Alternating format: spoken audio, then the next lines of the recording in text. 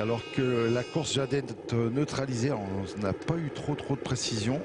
Que s'est-il passé? On a une chute à l'arrière-garde, effectivement. On a une chute à l'arrière-garde. Mais j'avoue ne pas avoir vu cette chute. Il me semble que c'était Vision d'Iroise qui était au grand galop et disqualifié derrière. C'est dans la cuvette. C'est dans la cuvette, messieurs. Alors, si vous pouvez peut-être avoir des images d'un peu plus près. C'était le numéro 12, c'est bien ça, Vision d'Iroise, qui était déjà disqualifié, qui a dû éjecter Richard Joly. Richard Joly que l'on voit ici à terre dans l'endroit que l'on surnomme ici la cuvette. Bon, on vient bien sûr s'affairer tout de suite auprès de ce professionnel. Donc course neutralisée. Et Vision d'Iroise qui est ici au grand galop devant les tribunes. Qui est mal parti, qui a tout de suite été disqualifié. On ne sait pas ce qui a occasionné cette chute. On n'a pas vu, elle était déjà disqualifiée, très attardée.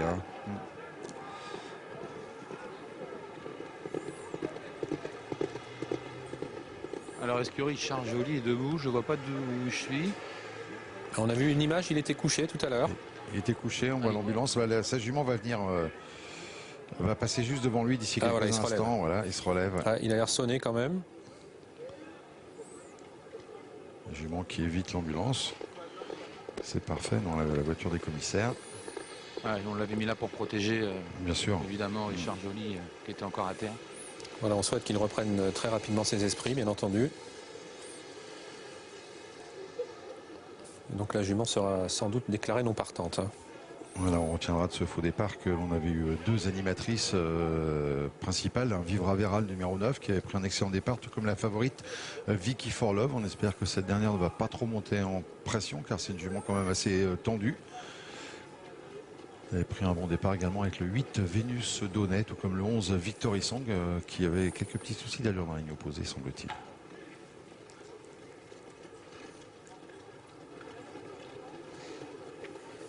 Voilà, allez, on rentre aux écuries, bien entendu, en attendant que l'on rattrape la pouliche qui est toujours en liberté. Le numéro 12, Vision d'Iroise. On essaiera bien sûr d'avoir des nouvelles au cours de cette soirée de Richard Joly pour voir s'il a pleinement récupéré. Il avait l'air complètement sonné, il boitait bas également. Allez, on va essayer de rattraper Vision d'Iroise. C'est une voiture qui a été conçue pour ce type d'exercice, capitonnée pour protéger les trotteurs, bien sûr. Il suffit maintenant d'attraper l'enraînement, c'est pas forcément... Je se croirais à la foire du trône. À la foire du trône, exactement.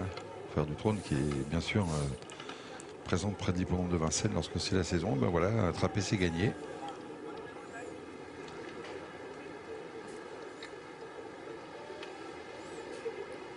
Voilà, puis petit à petit on la rapproche. Après, on la ralentit tranquillement dans l'action. On va l'attraper à la main et le deuxième homme de piste va descendre de la voiture pour terminer le travail. Ça paraît simple comme ça, mais c'est pas forcément toujours évident. On a toujours peur que les chevaux se blessent. Et puis on a vu 2-3 fois, ça s'est pas passé aussi facilement. La Vision d'Iroise qui, n'ont pas douté, va déclarer non partante. On peut penser qu'on va rapidement donc redonner les opérations de notre troisième course. Alors on lui met une couverture peut-être. Voilà, on va la ramener vers les écuries ou une petite couverture car elle est un petit peu transpirée. Et les nuits commencent à être fraîches. Je pense qu'a priori ne boite pas, n'a pas l'air d'avoir... Non, ça a l'air d'aller la concernant. La concernant.